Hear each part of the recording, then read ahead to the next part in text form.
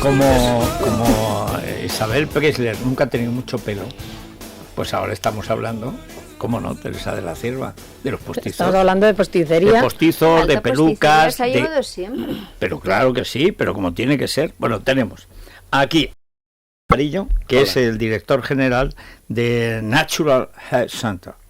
Porque yo, a la hora de hacer el ridículo en inglés, tampoco me voy a cortar. Natural Hair Center. Bueno, NHC. Exacto, eso es más de casa. Bueno, que es como tal. Y tenemos a Narcisa Cabañas, bienvenida. Muchas gracias. Bueno, y tenemos a Isabel Pino con nosotros también, bienvenidas. Muchas gracias. Bueno, vamos a hablar de la fabricación. Se cumplen 30 años de la fabricación de la primera película oncológica de pelo natural en España, porque ese tipo de peluca, digamos, de un pelo plástico, podríamos decir, pues sí que ha existido hace tiempo. Pero el problema es que eso es feo, queda mal, y luego además, ahora el tratamiento oncológico, ahora que se ha roto muchos tabúes, pues la verdad es que es uno de los tratamientos psicológicos esenciales en el cáncer, que luego, después continúa ya como un tratamiento estético, ¿no? Entonces vamos a hablar, preséntanos Teresa. No, estábamos hablando precisamente antes con Narcisa y con Alberto de la diferencia que hay, lo que estabas diciendo, entre un pelo natural, que ellos son pioneros y yo creo que los únicos... Desde el año 68 sí, estamos elaborando pelo artesanalmente. Pelo europeo. Pelo europeo. Que es bastante diferente al pelo asiático e indio, que fue entrando más tarde y que es mucho más duro, que está muy tratado, porque para empezar no hay colores rubios entre los asiáticos y los indios. Las características del pelo europeo es la flexibilidad, los colores, la elasticidad, la finura, es que es todo. Les estaba contando antes que yo me he puesto extensiones, yo he probado de todo, como bien sabéis. Cuando hice un artículo de extensiones, probé todo tipo de extensiones, las de queratina, las de pinza, las de nudo, todas. Y cuando empecé a probar las extensiones es cuando me di cuenta la diferencia impresionante que hay entre un pelo europeo, entre la calidad, suyo, entre la calidad. Y entonces es que merece la pena. Les estaba contando que a veces he pagado más dinero, pero a la larga me ha salido mucho más barato. Primero porque ese pelo lo he podido reutilizar otra vez en otras extensiones, no se enredaba nunca, no tenía que cambiármelo porque se enmarañaba. El pelo natural que tienen estos señores, que seguro que he sido clienta, porque lo hice a través de un peluquero, es 10 veces mejor que los pelos tratados, porque son pelos naturales. Y entonces se peinan con pelo natural. Además, cuéntalo tú un poco, porque lo cogéis desde la raíz en vez de que se puedan dar la vuelta. Es que desde el pelo natural tiene unas características, es como una pequeña serpiente, tiene escamas. Entonces, si tú esas escamas las pones encontradas, pues lo que haces es una maraña. Entonces, la selección, cuando tú vas a un mercado a comprar un producto de primera calidad, pues la alta gama siempre se paga más que la maraña. Es que eso, y que si tú también lo vas a pasar por cardas, vas a limpiar esos pelos, pues lógicamente estás tirando. Y entonces, para sacar la flor de ese pelo, pues necesitas eliminar muchas cosas para que llegue la calidad a esas extensiones, a esas pelucas, a esos postizos. Desde siempre hemos elaborado la alta posticería. Antes se llevaba mucho a través de la peluquería, que la mujer se hacía los peinados de fiesta para las bodas. Pues Marina Danco llevó 7 postizos, las Bordiú, toda esa gente llevó 7, se los montó Durán, en la peluquería que tenía en la calle Velázquez antes de morir. O sea, enfrente del postizo.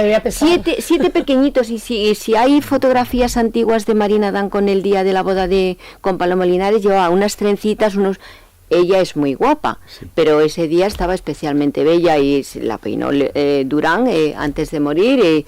En esa boda, infinidad que no se me pasarían el recuerdo de tantas cabezas que han llevado la alta posticería y que... La reina misma ahora, que cuando se ha cortado el pelo, le apetece pero es que es normal, pero y se pone como un accesorio de belleza. Pero es que si nos ponemos unos vestidos ideales, si nos ponemos unos collares que mire usted, y entonces ¿por qué el pelo no? Si no tienes lo suficiente para realzar lo que tú quieres. Es que en aquella época Grace Kelly, toda esa gente que llevaba la alta posticería, infinidad de gente del teatro y no teatro, y ahora es verdad que lo que ha dicho Federico, lo que más se utiliza es por necesidades.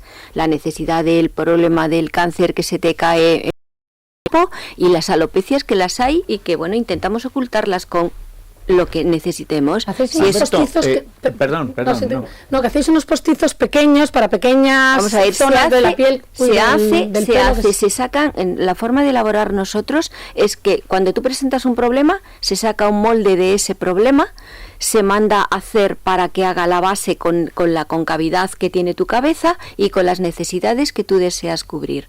Y eso se elabora artesanalmente el molde formado en la cabeza de plastilina para luego formarlo en mallas y luego anudándolo pelo a pelo.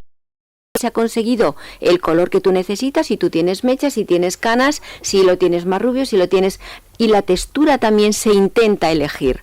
Entonces eso es una labor de horas y horas y horas para luego un acabado. Concavidad. Eso es lo que le falta al candidato de Ciudadanos en Andalucía y al del el Partido Socialista en Valencia. Sí, pero trabajan para caballeros. Lleva un castor encima y el otro lleva un pequeño erizo.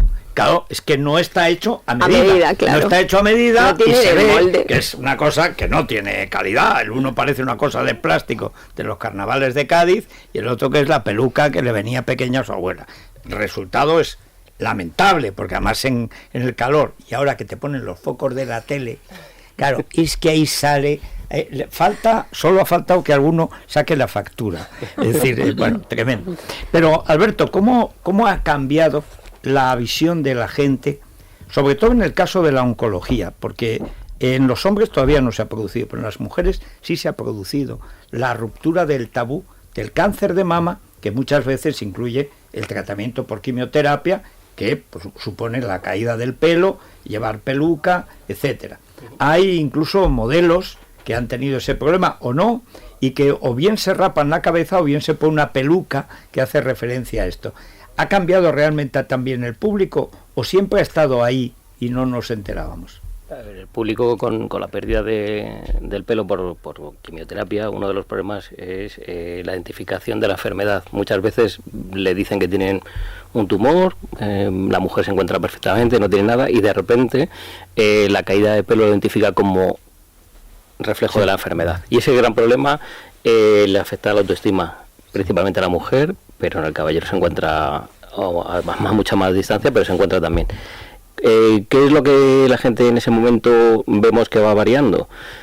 Pues que mucha gente prefiere decir que tiene el problema del cáncer o no sé qué, entonces hay otras alternativas, pues raparse la cabeza, no llevar nada, poner un pañuelo, o realmente el mayor sector o el grupo que es más alto es la persona que quiere que no se note nada, porque lleva a lo mejor 10 años con el mismo peinado o 5 años con el mismo peinado, la misma imagen, que tienen hijos, tienen familia. Sí, que y lo no que se al final, asusten, a lo mejor si son niños pequeños. Y lo que al final lo que están demandando es no sentirse disfrazada, que no se note nada. Entonces la parte del proceso que hemos explicado no solo es para postizos o para pelucas, todo el trabajo que hacemos es artesanal. Nosotros tenemos que ver a la persona cómo es, cómo está, intentamos sacar siempre antes de perder el pelo una fotografía, poder desarrollar el trabajo para que al final esa persona, cuando le entreguemos el trabajo y se lo adaptemos en ella, que es decir, se lo personalicemos, al final no se sienta mal, no se note nada y que realmente ella pueda realizar una vida normal, que decir con su familia, no es que decir que tenga que ir a trabajar, pero simplemente con su familia, con su entorno. ¿Normal incluye, por ejemplo, el tema de las piscinas, ahora que llega el verano? Sí, sí.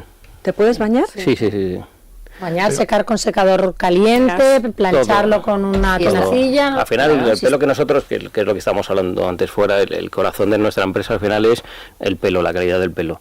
Fue un empeño personal de Hipólito Jarillo que se empeñó cuando empezó a venir la fibra y todo eso, y él decir que mantenía el pelo, que era lo que le había probado, y que no había diferencia, había una diferencia abismal entre una y otra. Se empeñó y se empeña en que solo puede haber ese trabajo. Solo, estamos en un nicho de mercado muy concreto, que es solo pelo natural europeo trabajado, lo que decíamos de conseguir el pelo, porque una de las diferencias o el mayor problema es conseguir pelo que no se enrede y no dé problemas. La selección del origen del pelo es, o sea, dónde se consigue ese pelo, cómo se consigue ese pelo. Bueno, ahora ya hay mercados, ¿no? Hay empresas que se van a comprar y darlo, pero el 90% del pelo que hay en el mercado global son pelos indios que realmente ellos ofrendas hacia sus dioses o hacia ciertos iconos que tienen religiosos, ellos se rapan el pelo. ¿Cuál es el problema? Que ese pelo cae al suelo.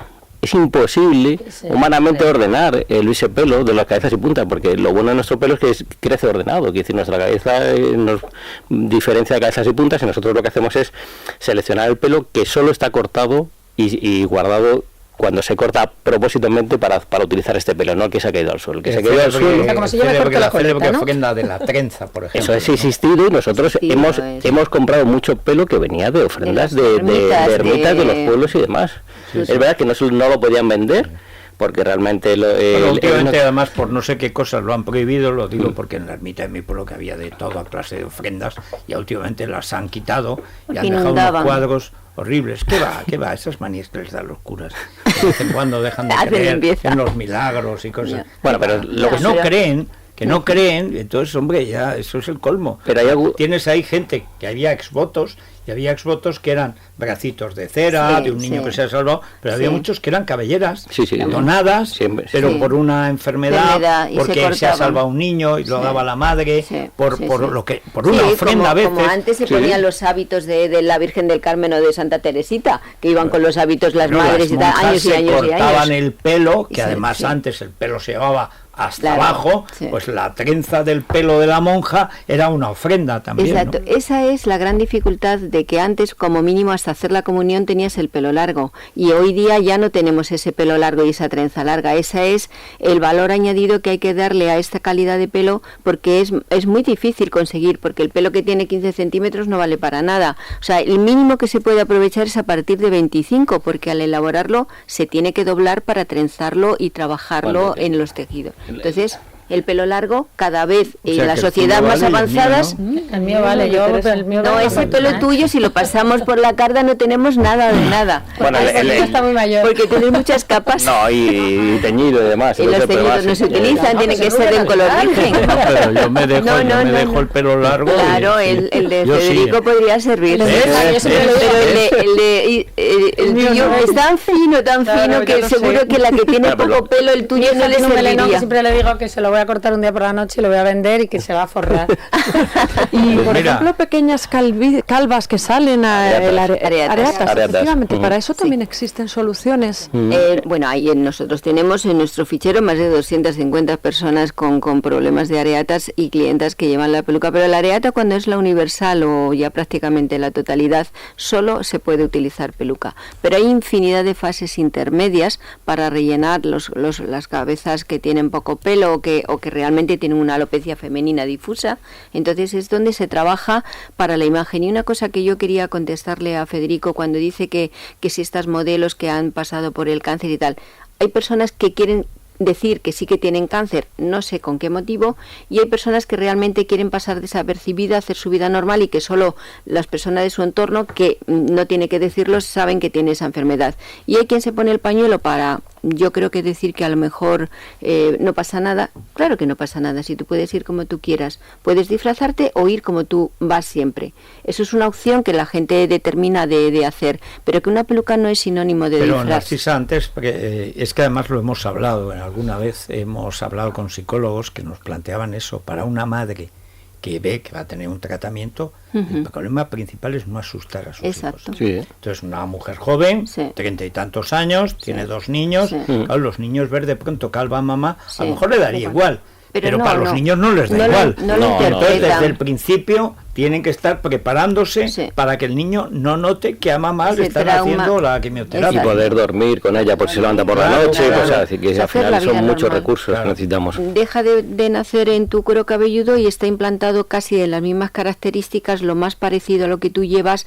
Yo siempre digo que al 99%, porque el 100% sería el de uno, para que tú no te sientas desplazado si eso es lo que tú quieres. Ahora, si vas a ir a los carnavales, pues evidentemente puedes poner cualquier cosa. Pero estamos hablando de seguir en la línea de que tú no quieres que el proceso de la pérdida brusca se note. No, entonces, y que pasas por un escaparate, por un espejo, o que te miras de repente en el retrovisor y ves que te ves a ti misma y no te acuerdas de la enfermedad por unos segundos, aunque la tengas interiorizadísima. Por supuesto. En estos momentos, ¿cuál es la cantidad, digamos, en vuestra empresa, qué parte del negocio tiene la peluca oncológica y cuáles las pelucas, digamos, de belleza, o bien para tapar las alopecias que se producen, no las de los hombres, sino eso cuando en las mujeres a cierta edad empiezan a clarear, la parte de arriba, esa es, la de la bombilla, que dice, bueno, pues no está calva, pero yo le veo la...